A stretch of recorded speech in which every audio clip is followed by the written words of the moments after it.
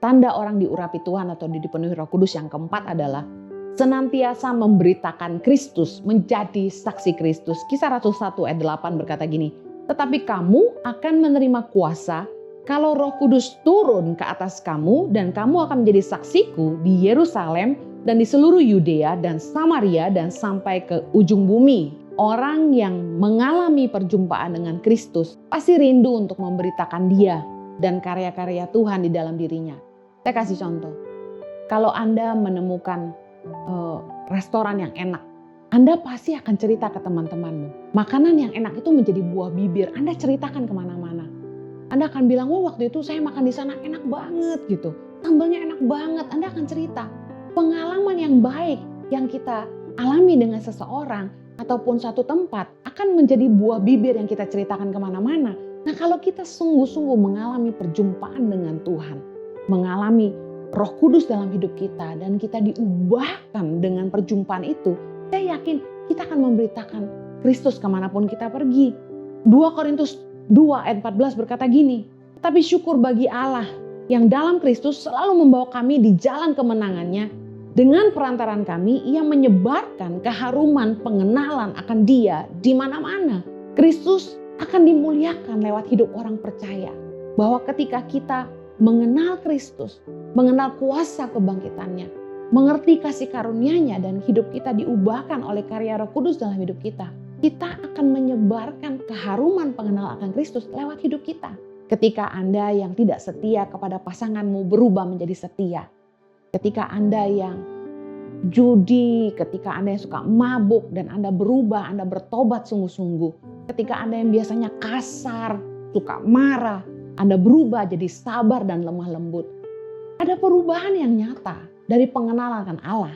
Dan itu yang mempermuliakan Kristus dalam hidup orang percaya. Dan ketika kita mengalami Tuhan, pertolongan Tuhan dalam hidup kita, saya yakin setiap kita pasti rindu untuk memberitakan dan menceritakan perbuatan Tuhan. Kemanapun saya pergi, saya senang sekali cerita bagaimana Tuhan mengubah hidup saya dan memakai hidup saya. Dari sampah jadi berharga.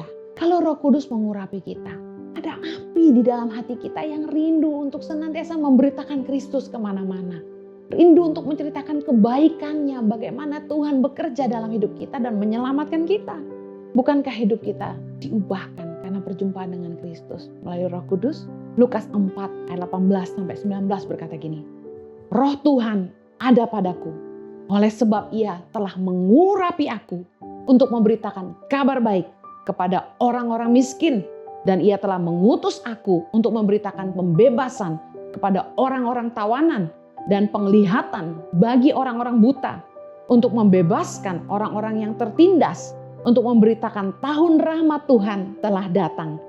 Ketika Tuhan mengurapi kita dengan Roh Kudus, kita akan menjadi pemberita kabar baik, bukan kabar bohong, atau kabar burung, bukan kabar buruk. Kalau Anda mau lihat apakah Anda diurapi Roh Kudus, Anda dipenuhi oleh Roh Kudus dalam hidupmu, adalah lihat beritamu.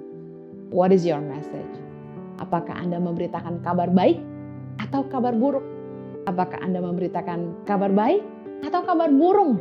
Kita akan memberitakan pembebasan bagi orang-orang yang ditawan oleh pikiran-pikiran yang gelap dan menyesatkan.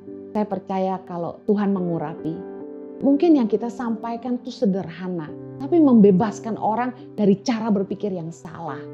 Kalau kita diurapi Tuhan, kita akan menolong orang-orang yang buta, yang gak bisa lihat kebenaran.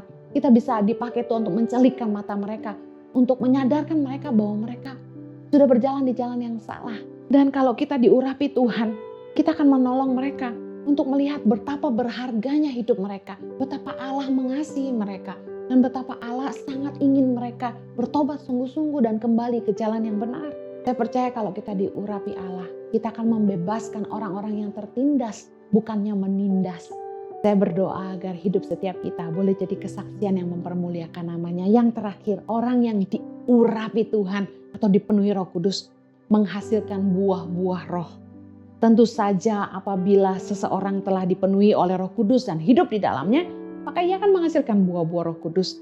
Ada 9 buah Roh Kudus dalam Galatia 5 ayat 22-23. Yang pertama, kasih, sukacita, damai sejahtera, kesabaran, kemurahan, kebaikan, kesetiaan, kelemah lembutan, penguasaan diri. Sebuah pohon dikenal dari buahnya, kata firman Tuhan. Mari lihat sama-sama apakah hidup kita berbuahkan kasih, sukacita, damai sejahtera, kesabaran, kemurahan, kebaikan, kesetiaan, kelemah lembutan, penguasaan diri. Atau sebaliknya, kalau kita diurapi oleh Tuhan, kita dimampukan Tuhan. Ada kemampuan dan kasih karunia Tuhan yang memampukan kita untuk melakukan kehendaknya dalam hidup kita. Orang yang diurapi Tuhan menerima kuasa dari Roh Kudus dan hidupnya disertai Tuhan di dalam kasih setianya. Saya berdoa agar setiap kita boleh rindu untuk menerima pengurapan Tuhan. Rindu supaya Roh Kudus dicurahkan dalam hati kita sekali lagi. Supaya kita dimampukan untuk jadi orang-orang percaya yang menerima kuasa untuk menjadi saksinya.